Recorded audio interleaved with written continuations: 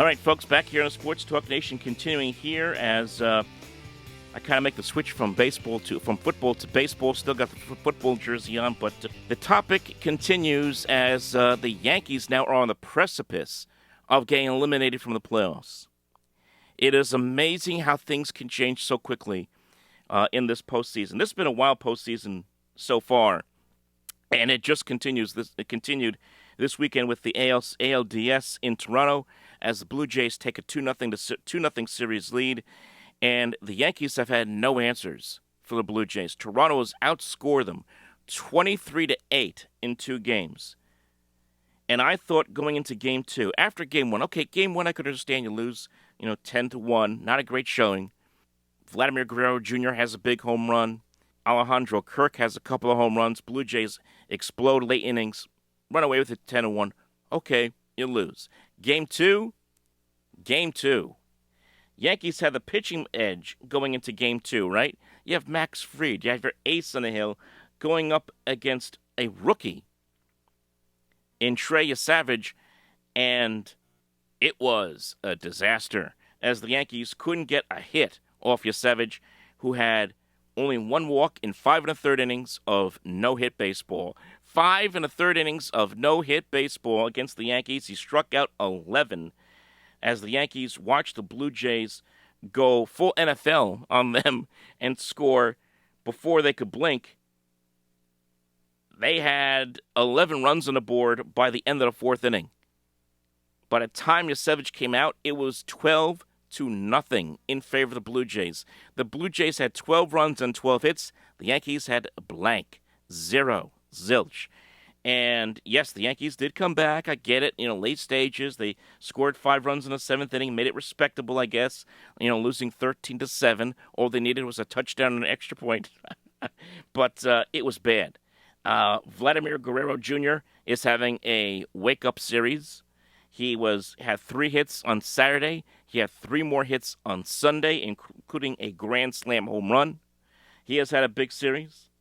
The Blue Jays hit 5 home runs in Game 2. They hit 3 in Game 1, 5 in Game 2. They've hit 8 home runs in this series. They have looked like world beaters. And it now flips to New York, where the Yankees must obviously have to win to keep the season alive.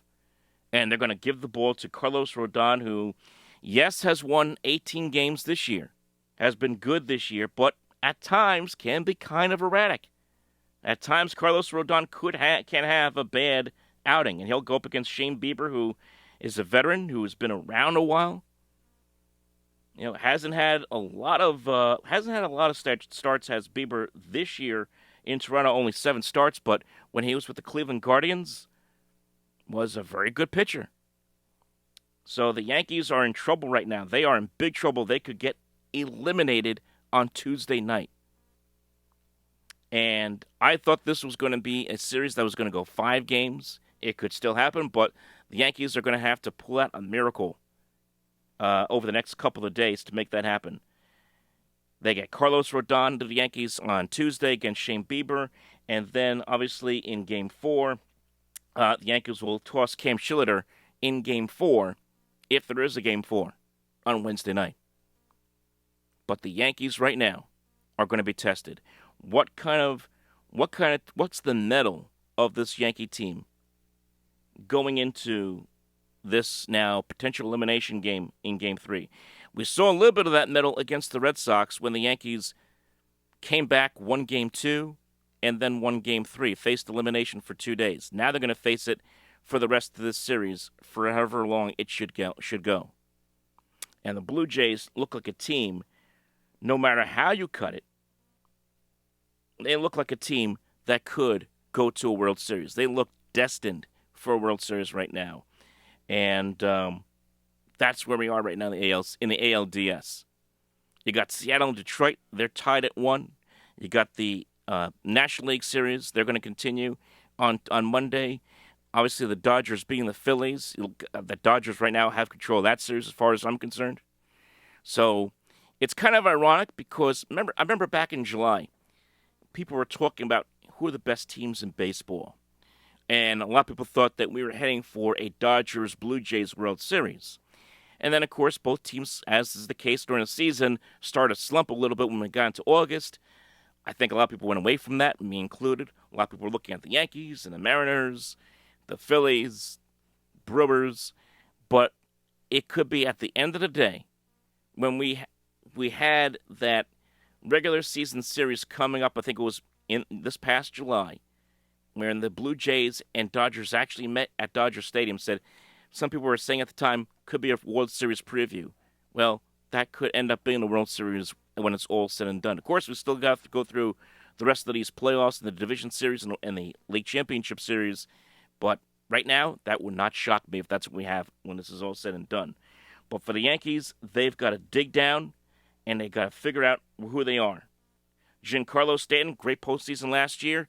He's hitting only .067 in these two series. Trent Grisham, remember he had a great finish to the regular season, is hitting .133 in this postseason. Really, the only guys that have hit well in this postseason are Judge. He's hitting .400, but only has one RBI to show for it.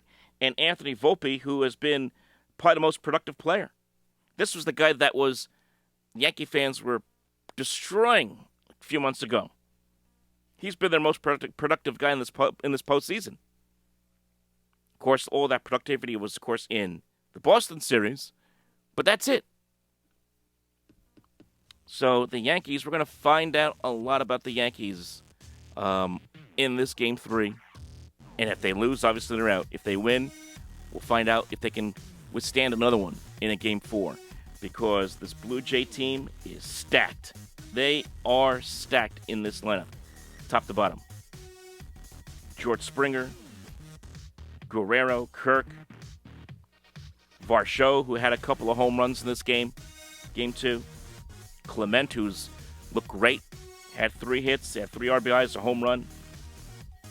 They are stacked right now in that lineup for the Toronto Blue Jays. So, folks, like and subscribe. Leave your thoughts below. Do you think the Yankees are done? And if they are, what happens next for the New York Yankees as far as the future is concerned? As far as I'm concerned, I think Boone will be back in 2026.